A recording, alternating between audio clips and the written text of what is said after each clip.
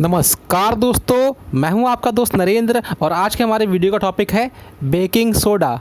हम जानेंगे कि बेकिंग सोडा क्या होता है, इनकी प्रोडक्शन कैसे होती है, इनकी क्या प्रॉपर्टीज़ है एंड एट लास्ट हम जानेंगे इनके क्या क्या इस्तेमाल हैं।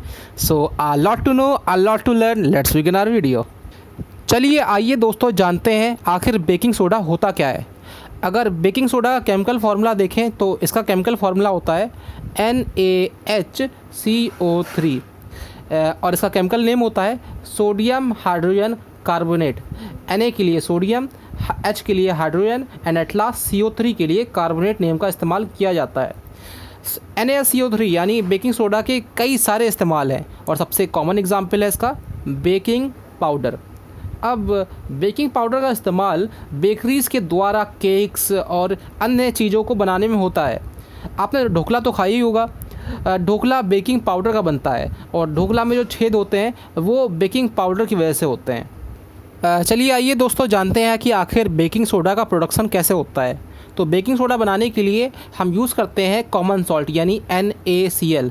हम NaCl यानी कॉमन सॉल्ट का कोल्ड एंड कंसनट्रेटेड सॉल्यूशन लेते हैं जिसे हम कॉमनली ब्राइन भी कहते हैं और इसकी रिएक्शन हम करा देते हैं अमोनिया यानी NH3 के साथ और CO2 के साथ in the presence of H2O यानी वाटर, और इससे फॉर्म होता है NaHCO3 यानी baking soda and ammonium chloride that is NH4Cl।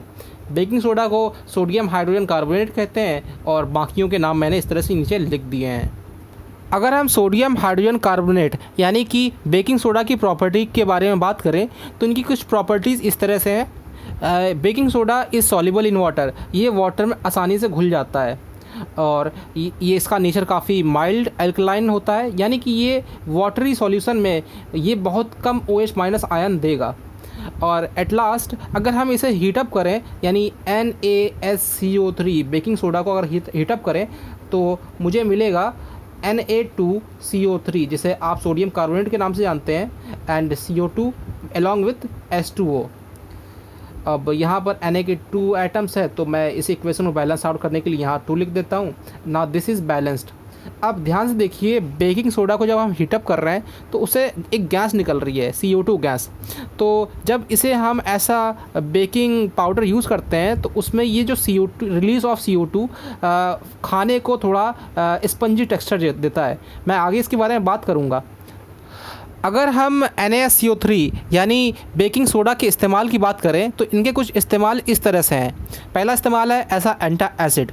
मान लीजिए आपके पेट में एसिडिटी हो रही है तो आप NaSCO3 कंज्यूम करेंगे और NaSCO3 आपके पेट में जो एसिड है उसके साथ रिएक्ट करके सॉल्ट और वाटर देगा। सो आपके पेट में जो एसिड है वो कन्वर्ट हो गया सॉल्ट में और आपके पेट की एसिडिटी ख़त्म हो गई।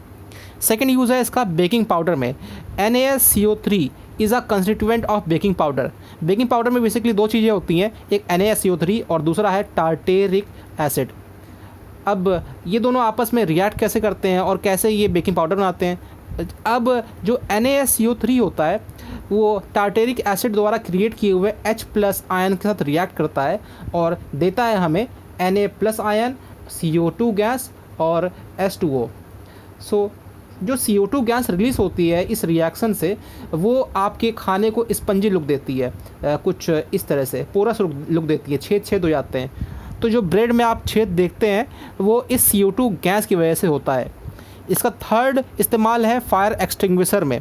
फायर एक्सटिंग्विशर कुछ इस तरह का होता है और यहाँ पर उसकी फनल होती है और यहाँ पर इसके 2 चैम्बर होते हैं। एक में होता है NaHCO3 that is baking soda और दूसरे चैम्बर में होता है H2SO4 एसिड। अब जब आप यहाँ पर इस बटन को क्लिक करते हैं, ऊपर बने हुए बटन को क्लिक करते हैं तो NaCO3 और H2SO4 आपस में मिक्स होते हैं और रिएक्शन होती है NaHCO3 और H2SO4 की और ये रिएक्ट करके बनाते हैं Na2SO4 and CO2 and H2O।